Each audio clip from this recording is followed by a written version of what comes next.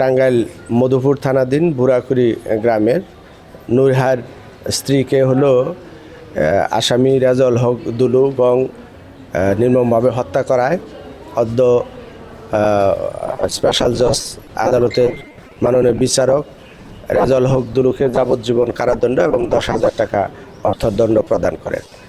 এখানে ছিল যে বাদীর মেয়ে নুন নাহার রেজাউল হক দুলুকে হলো তালাক প্রদান করায় তৎ আক্রোশে রেজাউল হক দুলু এবং অপর আসামিগণ গত 27/2006 তারিখে রাত্রে 9:30 ঘটিকার সময় নূরহার বাদীর বাড়িতে এসে এই বাদীর মেয়ে নুন নাহারকে হত্যার জন্য চেষ্টা করলে বাদীর স্ত্রী রাবেয়া বেগম ফেরাইতে গেলে তাকে উপর্যুপরি ছুরি দ্বারা আঘাত করা হয় এবং নুন নাহারকেও আঘাত করা হয়। পরবর্তী সময় লোকাল কালিয়াকুড়ি ক্লিনিকে বাত ব্যথা, প্যারালাইসিস কিংবা আর্থ্রাইটিস, আধুনিক ফিজিওথেরাপি ও পুনর্বাসন চিকিৎসায় নির্ভরযোগ্য নাম ডিপিআরসি।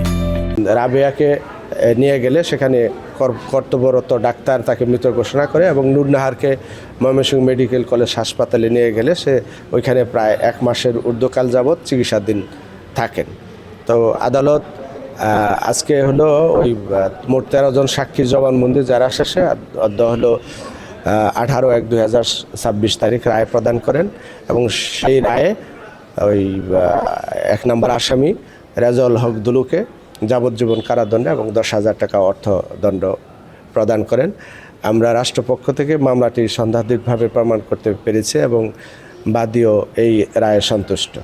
ছিল 6 জন, অপর 5 জনকে হলো তাদেরকে বেকসুর খালাস প্রদান করে এবং পলাতক যিনি আসামি রেজাউল হক দুলু জামিনপ্রাপ্ত হয়ে বরাবর পলাতক আছে। আমি Mohammad Shahjahan Kabir advocate, public prosecutor PP, special জজ কোর্ট আদালত টাঙ্গাইল।